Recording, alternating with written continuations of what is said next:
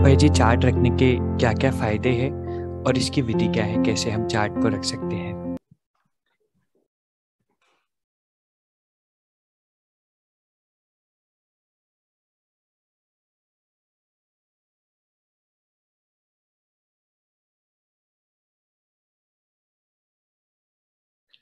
ओम शांति। देखिए, बाबा कहते हैं हमेशा कि चार्ट रखो, और बाबा ने आज ये भी कहा कि कई बार चार्ट रखते तो हैं, परंतु फिर थोड़े दिनों के बाद फिर से चार्ट रखना भूल जाते हैं। तो चार्ट, बाबा ने जो आज बोला कि कई बच्चे 1 घंटा भी याद में नहीं बैठते और 8 घंटे तो अंत में होगा। तो चार्ट कैसे रखना है हमें?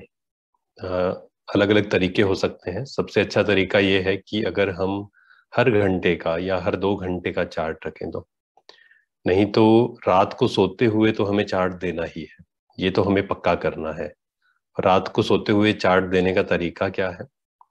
एक हो सकता है कि हम पूरा दिन के लिए एक लक्ष्य बना लें कि आज मुझे इस स्वमान का अभ्यास करना है या ये प्रैक्टिस करनी है, इस ज्ञान के पॉइंट को प्रैक्टिकल में लेकर आना है।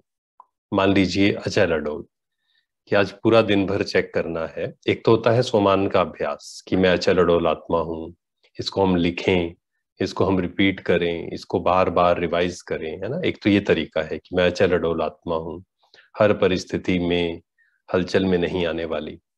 परंतु एक तरीका है कि पूरे दिन भर अपने आप को ऑब्जर्व करना कि कोई परिस्थिति आई, उसमें मैं आत्मा हलचल में आई या नहीं आई।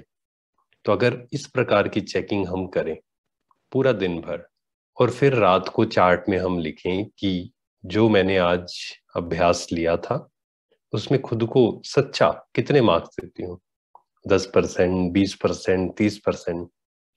तो इससे फायदा क्या होगा कि पूरा दिन भर हमारा अटेंशन रहेगा।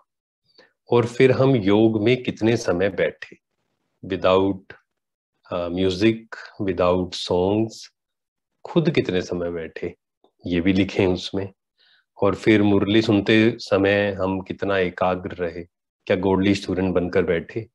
क्योंकि बहुत बार ऐसा होता है कि जब हम मुरली सुन रहे होते हैं तो हमारा ध्यान इधर उधर चला जाता है कहीं पर, और जो शक्ति हमें भरनी चाहिए मुरली सुनते हुए, क्योंकि मुरली सुनने से भी बहुत शक्ति भरती है अगर हम एकाग्र होकर सुने, इस कॉन्शियसनेस में सुने कि स्वयं भगवान के महावाक्य, है ना, मैं गोल्डी स्टूडेंट हूँ और स्वयं भगवान के महावाक्य में सुन रही हूँ। और फिर हमने ट्रैफिक कंट्रोल किया या नहीं किया, भोजन मौन में किया या नहीं किया। तो इस प्रकार हम अपने चार्ट बना सकते हैं अलग अलग। परंतु इसमें मेन बात यही है कि पूरा दिन भर हमें अटेंशन रखना है, एक लक्ष्य जरूर हो। अदरवाइज बहुत बार देखने में आता है कि हम साधारण रीति से चलते जाते हैं और कोई लक्ष्य ही नहीं है जीवन का।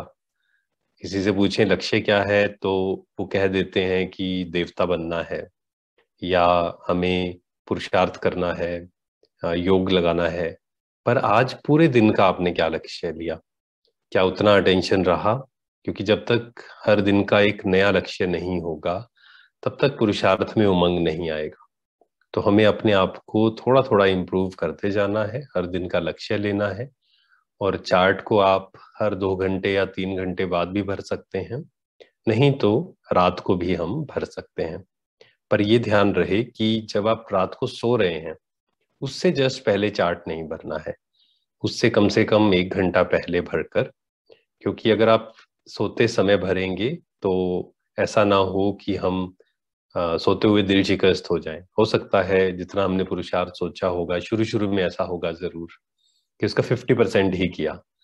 तो हमें थोड़े समय पहले चार्ट भरना है। और अलग अलग पहले ही आप अपना बना लीजिए, जैसे अमृत वेला। मान लीजिए आपका अमृत वेला समय पर नहीं होता है तो आप अमृत वेले का समय लिखिए। अगर आप रोज रोज लिखेंगे ना, मान लीजिए आप 4:30 बजे उठते हैं या 4:15 उठते हैं या 4 बजे उठते हैं, आपने सोचा कि मुझे 3 बजे उठना है, 3:30 बजे उठना है। तो जब आप चार्ट रखेंगे हर दिन लिखेंगे, जब कितने बजे उठे, इतने परसेंटेज मेरा अमृत वेला रहा, तो लिखने से ही आपको अपने पर अटेंशन आना शुरू हो जाएगा। तो इस प्रकार से हम चार्ट लिख सकते हैं।